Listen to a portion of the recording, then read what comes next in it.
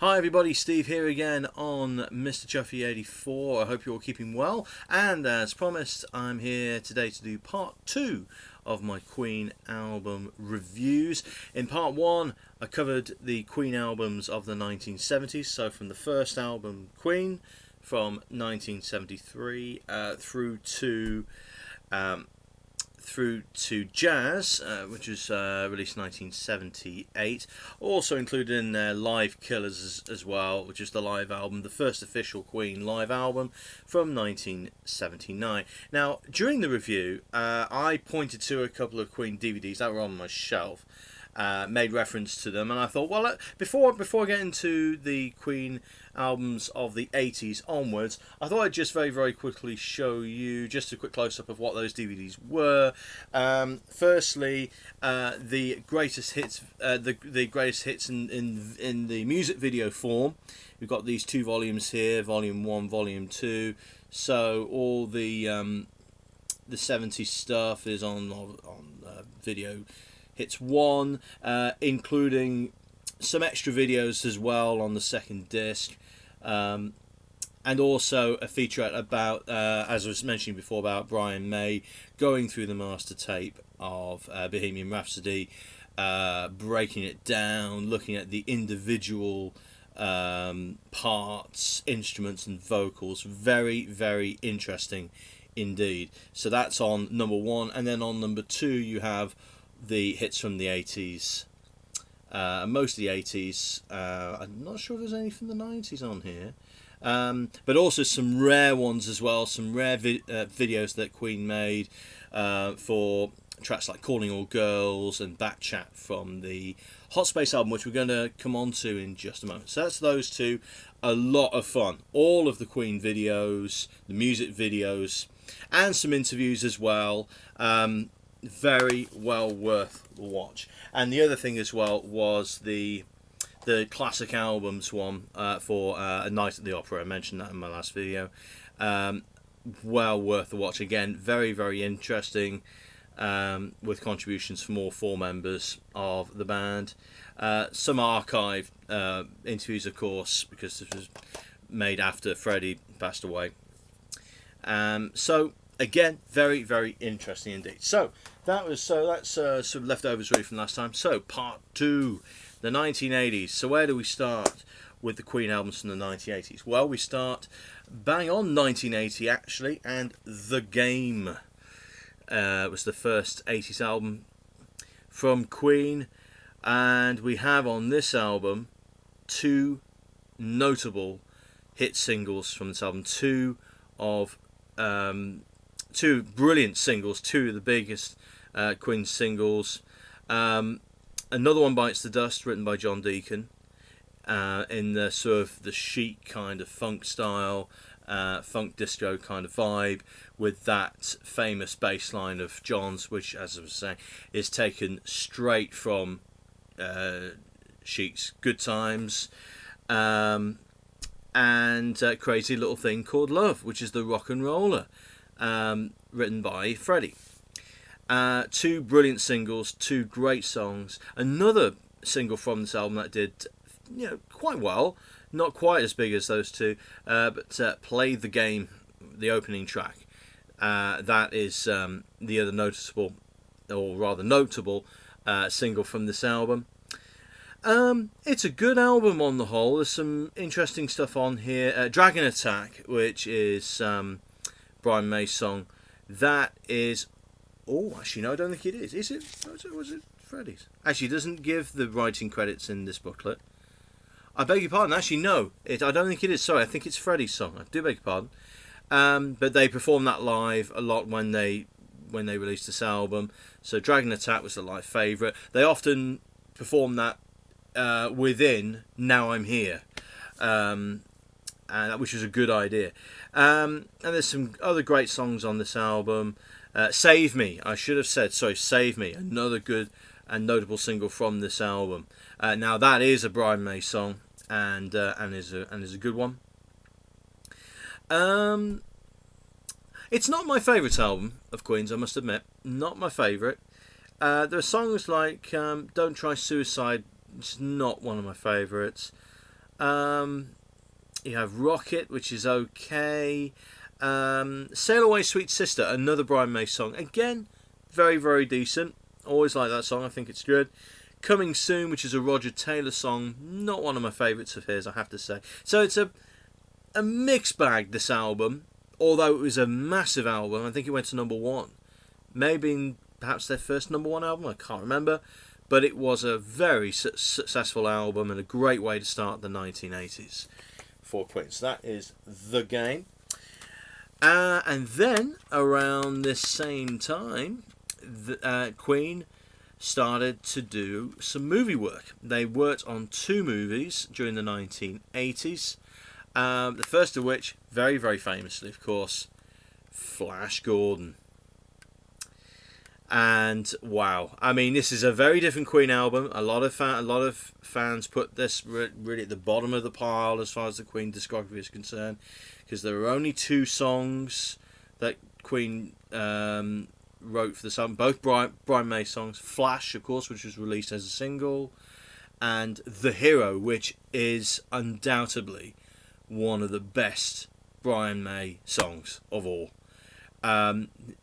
Just his guitaring on it, just those power chords at the beginning of The Hero, just turn your sound system up to 11. Oh my word, it is unbelievable. Some of his best work, I think, some of Brian's best sort of heavy rock is on that track. Absolutely fantastic. And it's a great way to end the movie as well. And the rest of the album, the rest of the soundtrack are musical cues that each of the 4 members of Queen wrote for the film. So Brian obviously writing some sort of guitar-led stuff, mostly the heavier stuff that comes towards the end of the film.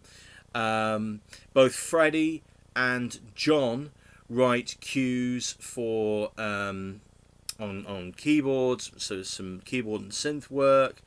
Some little music cues, and then Roger does naturally some percussive led stuff, such as the swamp scenes. He uses his timpanis for those swamp scenes, and writes a couple of musical cues in that kind of vein. And it's a very enjoyable soundtrack. Also, Freddie does lend some sort of wordless vocal work as well on for a couple of scenes. I love this album, I really do. It's not your conventional Queen album, no, but there's some wonderful musical ideas on this album. This is a film that I've not actually seen all the way through. I've seen bits of it for many years. Whenever it's been on the TV, I've seen bits and pieces. I've seen the ending of it. The last time it was on, I remember sitting through a bit of it. It is just, it's I know people love the movie. It's fun. It's fun. It's a bit ridiculous as well. But it's a good sort of, in a way, does it pay homage to the original serials from the whenever they were, 50s, 40s, 50s? I guess it does. But, yeah, for its time, it was good. It was successful. This in this country wasn't successful in the States, but I know there are a lot of fans of the movie and fans of music, and I love the album. I really do. What I like about this edition, when the Queen albums were re-released and remastered and re-released in 2011, not only did they have the single disc editions of the albums, but they also had some deluxe edition versions with a bonus disc with versions of tracks that hadn't been released before, that had been newly discovered. So you get some early versions of a couple of the tracks that Queen recorded for this, plus some live versions of Flash and The Hero. So very enjoyable and well worth a listen. Certainly, in a strange way, it's one of my favourite Queen albums. Now we get to the elephant in the room. The most controversial of Queen's albums from 1982, Hot Space. Now, I came into this album I when this album was released, this was an album that was very controversial. The fans did not like it. They did not, or at least the majority of the fans did not like this album, because thanks to the success of Another One Bites the Dust, which, as I was saying before, is in this sort of the funk disco kind of vibe, which Freddie and John were fans of that kind of music, and they wanted to do more of it. They wanted to incorporate that sound more and more into Queen, which for Brian May and Roger Taylor, they didn't think that was such a hot idea, because they are rockers, they write the heavier stuff. But they went along with it. They thought, well, let's just give it a go. It's a new album. It's something different. Let's just try something different. So they went from the heavier rock to more lighter sort of funk disco, and the fans did not like it. And that is, a lot of this album is along that kind of vein, the funky disco kind of vibe. But when I came into this album with, I didn't know when I first bought this album. I didn't know the only song, the biggest track on this album is Under Pressure, which was their collaboration with David Bowie, and was recorded quite a while before the rest of the album. It's amazing that they put Under Pressure last. It's the last track of the album. Don't know why they did that. Normally, record labels would want to put the biggest single at the beginning of the album, at the front of the album, to entice the listeners, to get them interested in the album, But they didn't. It was a brave move to put it at the very end of the album, because it is quite different to the rest of the album, But you have got on this album, even though it was not a very well-liked album, there's some wonderful stuff on this album, some great songs. Staying Power, which is Freddie's, I think that's a great song. Dancer, which is Brian May's, and again, a good song, really good song. It's slightly heavier, but with synths and, giving it that sort of disco vibe. Bat Chat, which is John's song, is good. One of my favourites on this is Body Language, Freddie Mercury's song. A very Freddie song, no doubt about it. Exploring his sexuality a bit more, and although it's not directly referencing his sexual preferences, but it's a very synth-based tune, which is great. I love it. I think it's a great song. Brian Rogers, Roger Taylor's songs on this album are better than the previous album for me. Action This Day and Calling All Girls, good songs, really enjoyable songs. Las Palabras de Amor, which is Brian's song, very nice. That again, it was another single from this album, mildly successful, not massive, nowhere near as big as Under Pressure, but still good. Cool Cat is another track on this album, again a song written by Freddie and John. One to dance to in the distro, but a more sort of smoother, slower vibe. And incredibly, one thing I didn't know about that song was that David Bowie had also worked on that song with Queen. So they worked on two songs. They did Under Pressure, which was released with, obviously, and Cool Cat.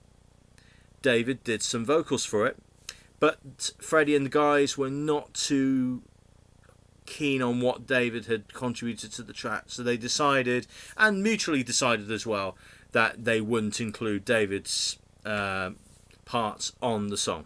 So Freddie did all the vocal work in the end for the final version. Although I think there is a recording, the version with David, I think, with Bowie is somewhere. You can get it, I think, or it's online, or you can hear it on YouTube. I don't know that for sure, but I think you can hear it somehow. But anyway, a controversial album because it was a change in their sound and it was not well received. But personally, I like it. I've always liked it ever since I first got it. That was the thing. Getting it when I did, actually, in looking at it in retrospect, was far better than sort of being around in 1982 and being shocked by the change in sound, you know, if that makes sense. So yeah, controversial, but an enjoyable album. I only heard it recently, actually. It was really, really good. Then the guys had a break for a year or so. They went off and did their own things. Brian, I wasn't going to talk about the solo work on this review, but the solo albums, which I haven't heard all of them, I've got Brian May's first EP, which is his Starfleet Project EP. That's a story for another time, I think, but that's great. And then his album Back to the Light, I've got that one, and the only other one which I have is Freddie's album Mr. Bad Guy, which I got recently because it's just been remastered and re-released, and that's a lot of fun. You know, it's good to hear that. So the guys went off and did some solo stuff, and Roger did some solo work as well. I haven't got any of Roger's albums yet. Then the guys got back together in 1984 to release The Works, which is a return to form for many fans, back to their heavier rock roots, and you've got some big singles on here. Radio Gaga, of course, which is Roger's song. I Want to Break Free, which fans at the time naturally thought it was Freddie's song because the lyrics they thought represented Freddie's sexuality, but not at all. It was John Deacon's song, and nothing to do with, you know, wanting to come out or, you know, whatever. It was John's song. And Hammer to Fall, which is Brian's rocker. You know, this is where the heavy rock really comes back, and also with Tear It Up as well. That's a much heavier rock song, and that's really, really good. You also have It's a Hard Life, which is Freddie's song. That's good as well. You have some other songs on here which are really, really strong songs that are good album tracks. Don't get a lot of attention, but are very good songs. Songs like Keep Passing the Open Windows. I know that's a song that my uncle, who's a Queen fan, he particularly likes that song. What else we got? Machines is good as well, which is one that Brian and Roger wrote together. And then the last track is This the World We Created, which is a very nice, a beautiful, a short, very sweet, beautiful song written by Brian and Freddie, and they performed that song at the closing stages of Live Aid back in 1985. So not part of their famous Live Aid set, but much later in the night, Freddie and Brian came back on stage at Wembley and they performed an acoustic version of Is This the World We Created? So that's The Works. A very good album, a strong album. Back to the sound that everybody knows and loves, and a very, very successful album. Then moving on another couple of years, 1986, and the guys go back into the movies. They did Flash Gordon, and then they were invited to write some songs, not to compose the score, which they did for Flash Gordon, but just to write some songs for the first Highlander film. Now, I've seen the first Highlander film. It doesn't appeal to me at all. It's great to hear the Queen songs in there, but as a film, as a story, it doesn't do anything for me at all. But they did that. They wrote a number of songs for Highlander, and from that, Queen were then able to then put together their new album, which would mostly feature their songs for Highlander, and that album is A Kind of Magic, as I say, from 1986. And so the songs that featured in Highlander, of course, were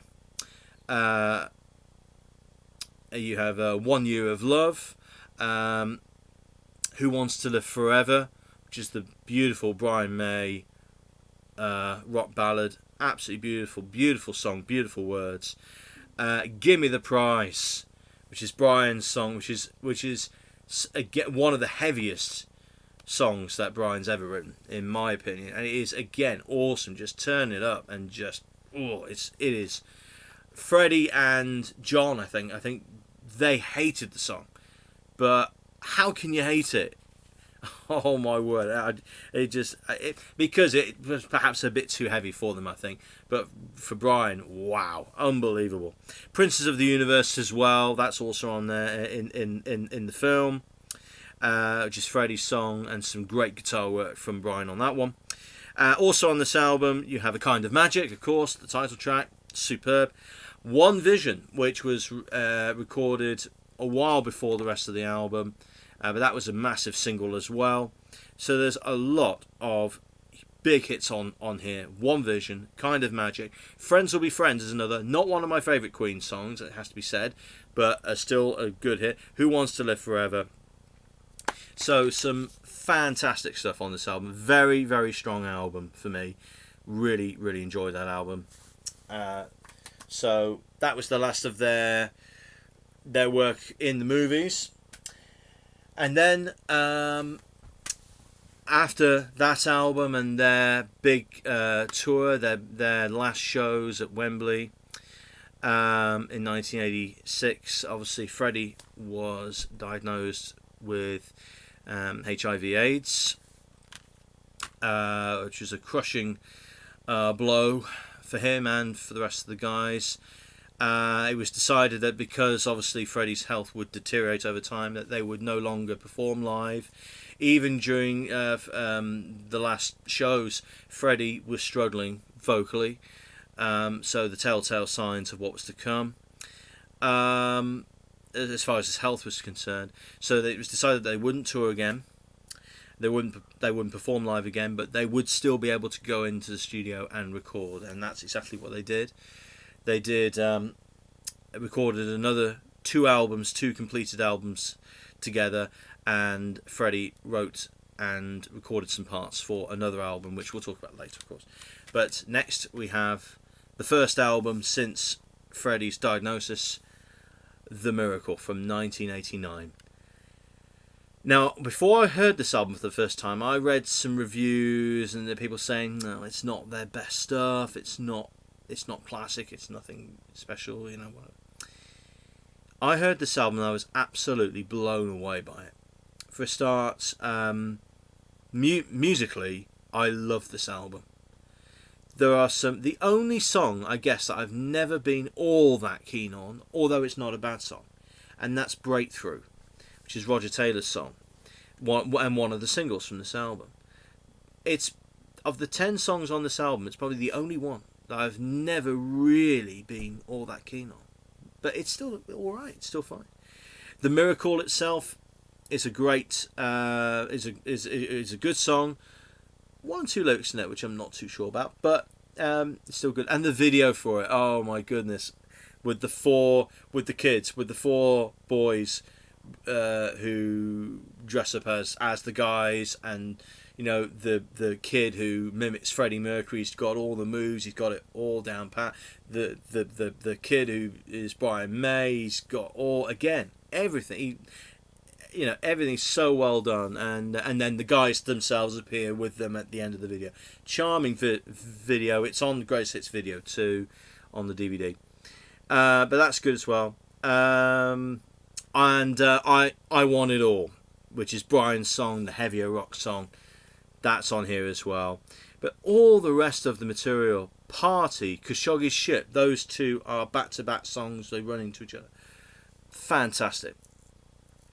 Absolutely, just a stonking start to the album. Some really driving stuff.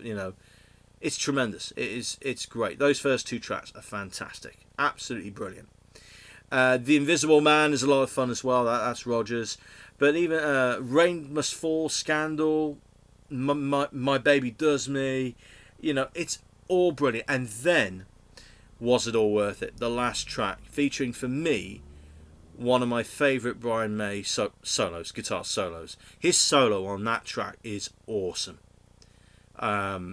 It's tremendous. And the song, written by Freddie, was his way, I mean, if you listen to the lyric of "Was It All Worth It," it really was for Freddie a case of, well, this could be, depending on what happens to my health, this could be the last album I make with the band, and I want to say, you know, was it all worth it? It was a worthwhile experience. That's the lyric on the song. That was Freddie's way of saying it was as if just in case he wasn't able to do any more with Queen, at least he could say in his lyrics about the whole Queen experience, was it all worth it? Yeah, it was a worthwhile experience. Of course, it wasn't the last album. He was able to carry on and do some more, but fantastic. And this is another one of the deluxe editions, so there's a second disc, bonus EP with this one, with the B-sides of this album, Stealin', Hang On In There, Chinese Torture, and my personal favourite, Hijack My Heart, which is Roger Taylor's song. That's a great song. I think that was the B-side to The Invisible Man. So ironically, both those songs being Roger's songs for that single. Great album. One of my favourite Queen albums. Certainly, for me, my favourite 80s album. Absolutely fantastic. Then we go into the 90s. With Innuendo, the last completed Queen album before Freddie passed away. The Show Must Go On, which is one of the big singles from this album, was very much written with the same mindset as Was It All Worth It? So Freddie saying, you know, basically trying to say, well, you know, after I've gone, you know, the show must go on, you know. So that is one of the big singles from this album. The title track is incredible, absolutely fantastic. It was a number one single, and people saw it very much as like a sister track to Bohemian Rhapsody, because of its length. It's 6.5 minutes, and also you've got some little musical changes as well in there as well. And it was absolutely massive. It's a great song. And a great vocal by Freddie. Also in here, These Are the Days of Our Lives, which is Roger's song, which is a beautifully written song. And Headlong, which is another rocker by Brian. Absolutely brilliant. Love that song. And I'm Going Slightly Mad, which is another great song, another good single. And that's Freddie's. The rest of this album is hit and mix. It's hit and miss even. Not hit and mix. Hit and miss. It's not a great album for me, which is a shame to say, with it being Freddie's last completed album. It's not the greatest of albums. It's not, apart from the singles and the well-known songs, the rest of the material is not as memorable, is not as strong, and I say very hit and miss.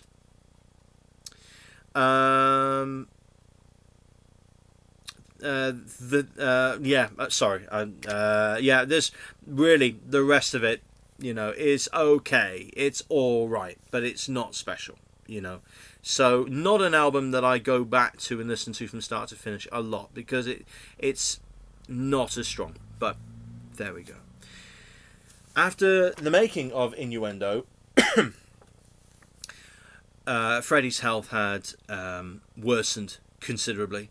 He was in a lot of pain. The making of the videos for These Are the Days of Our Lives and I'm Going Slightly Mad showed just how much that Freddie was struggling. He was struggling to move because he was in so much pain. But he still had his voice. Even though everything else was failing. From physically, he was losing weight, you know, and physically looking really pale. You know, he was having to hide all kinds of marks on his face with lots of makeup and everything. But the one thing that held for Freddie, and that was his voice. He was singing better than, well, some might say that he'd lost a bit of power, but he was singing as well as he had ever done. And before he passed away, he wanted to put down on tape as much as possible The idea being that he wanted his last songs, he wanted to put his vocal tracks down on tape as soon as he possibly could, while he had the energy to do so. And then he instructed Brian and John and Roger to go back to the recordings later and finish the songs after Freddie's passing, which is what they did. And that resulted in Made in Heaven, which was released in 1995, 4 years after Freddie's passing. And I go back to this album every time, and I'm more and more impressed with it every time I hear it.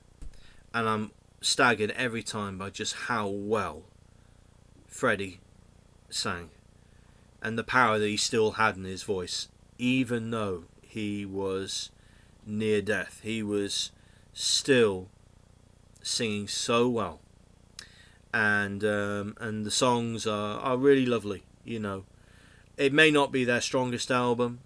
You know, you couldn't expect it to be, but it has so much emotion and heart, and it's a beautiful album to listen to, and features, as I say, Freddie's last songs. The last completed song that Freddie wrote, the last song that Freddie wrote by himself, was A Winter's Tale.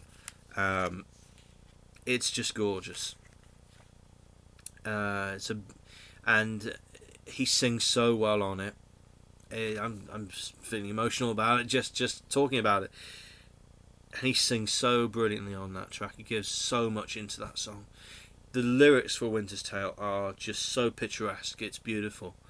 And Brian's work on it, is his guitar solo is so delicate. It's so beautiful. You have a couple of Freddie's solo songs, which the band decided to rework and make into Queen songs. Made in Heaven, the title track, and there's another one as well. I Was Born to Love You as well. Heaven for Everyone was a single from this album, which was Roger's song. That was good as well.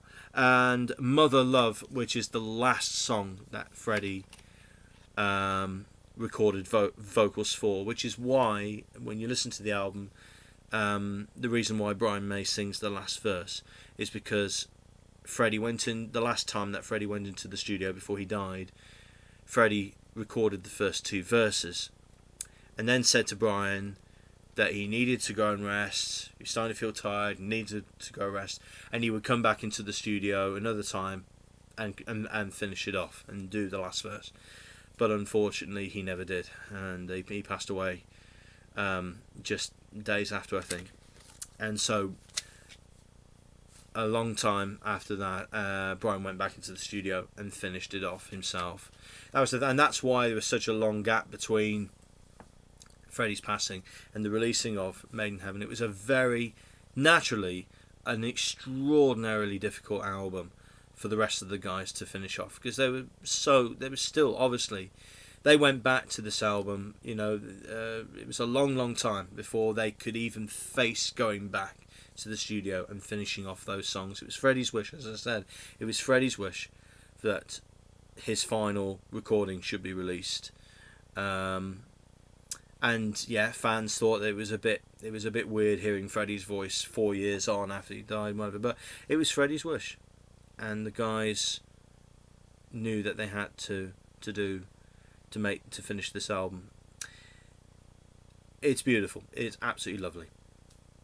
And also, one of the great things about this album as well is its last 20 minutes, which is an ambient. It's not track listed. It's not listed, but it's an ambient piece of music, which is the last 20 minutes of it is an ambient piece, based on the opening track, It's a Beautiful Day. And it has little snippets of Freddie speaking, you know, and things like that. And I remember listening to that track thinking, what is this all about? I don't get what's this ambient piece all about. Comes right at the end of the album, comes out of nowhere. Don't understand it. But the more and more I thought about it, I then realised what it actually was. It was a chance for people had now heard throughout the album the last songs, the last of Freddie's songs. Now this 20-minute ambient track at the end of the album gives everyone a chance just to sit and relax and to reflect on Freddie and his career. And a way of saying goodbye. Of sort of the fans getting the chance in the musical way to say goodbye to Freddie, you know. And to reflect on his life, etc., etc. Absolutely lovely. So, may not be one of their most celebrated albums, but it is an album that I thoroughly recommend. But as it happened, it wasn't the last studio album.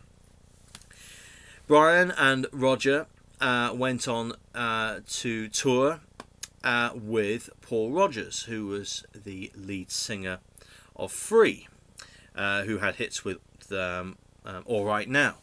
Paul was also in a band called Bad Company, and their big hit single was Can't Get Enough of Your Love. Well, they teamed up together, and Brian and Roger as Queen toured with Paul Rodgers, doing the Queen stuff, doing all the Queen stuff, of course, plus the odd Free song and the odd Bad Company song. So they went on tour, very, very successful, and in fact, that was recorded live for the DVD return of the Champions, Queen and Paul Rodgers. Absolutely brilliant. Live, brilliant. Paul Rodgers is a very, very different singer to Freddie Mercury. Very much a rock voice, but still sings the Queen material well. It's different, but he still sings it well. Then, after the success of them touring together, they went into the studio to do an album together. And as of now, this is officially the most recent and possibly the last Queen studio album. Queen and Paul Rodgers, The Cosmos Rocks. Look forward to this, I really did. But not the most inspiring album that I've ever heard, I have to say. There are a couple of good songs on this album for me. Time to Shine is great. Cosmos Rocking, the opening track, is great. It's fine.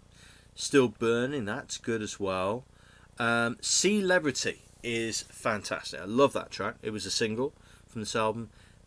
Really, really enjoyed that. And the other song, which was actually featured during their tour before the album, and that's Say It's Not True. That's a nice little song. That is nice.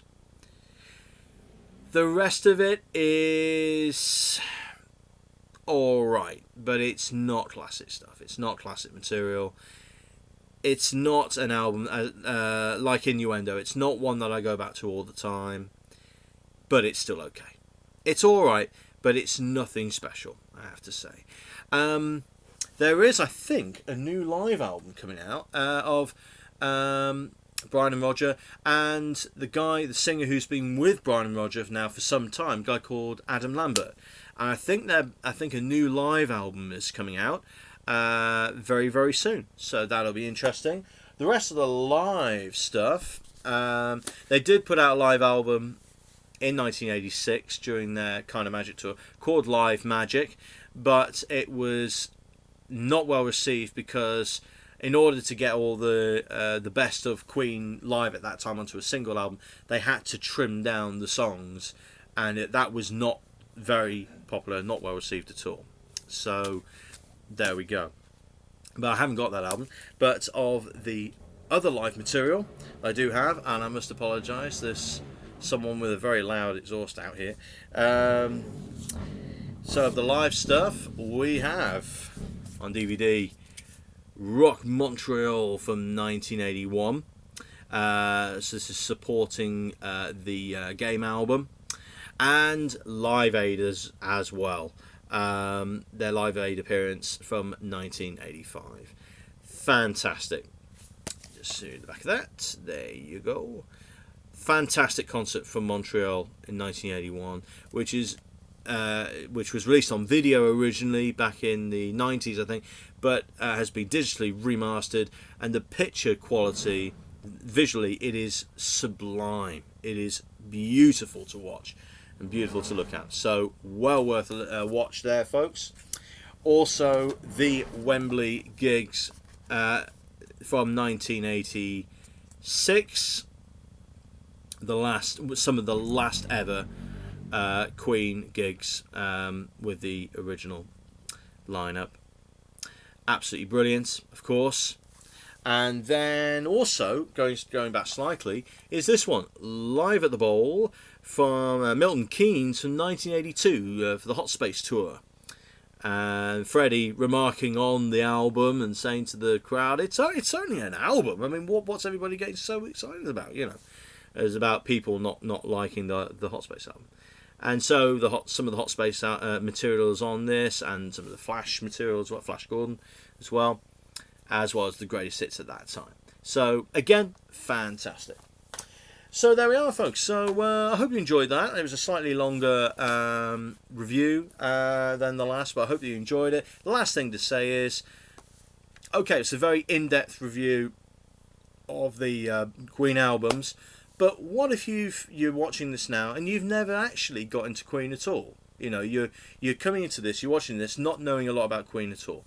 Where's the best place to start? Well, the best place to start, if you don't want to get all the albums and you just want the greatest hits, well, the obvious package to go for is the greatest hits trilogy, because there were 3 greatest hits albums of Queen's that were released. The first of which, to show you the covers there they are. I can't believe that guy. He's got a quad bike out there. The first one, Greatest Hits, released in 1981, one of the biggest selling albums, best-selling albums of all time. So you've got that one, and then you've got Greatest Hits 2, which covers the 80s and 90s stuff, and then Greatest Hits 3, which has more stuff from the 90s, plus some other collaborations, some remixes, and a couple of other things as well. So if that is, if you want to have that as like your introduction to Queen, this is the place to go. If you just want a greatest hits collection, and this is what I started with as well. When I first got into Queen, this was the set that I bought first before getting the individual albums. So definitely recommend that. Okay, everybody, well, that is it. Now, doing this video, well, for everyone, of course, but my friend Michelle, who I know will be watching this, I know she requested this. So, Michelle, I hope that you enjoyed watching this, and I hope everyone has too. And I will be back soon with some more reviews. Got to think of what I want to do. But if you have any requests of any reviews that you would like me to do, a particular album, or even a movie, I have been doing movie reviews too, then please just let me know and I'll gladly do whatever reviews you'd like me to do. But I'll hopefully come up with some stuff myself in the near future. I hope you're all keeping safe and well, and I'll look forward to seeing you guys soon. Alright, take care for now, folks, and have a good week. Take care. Bye now.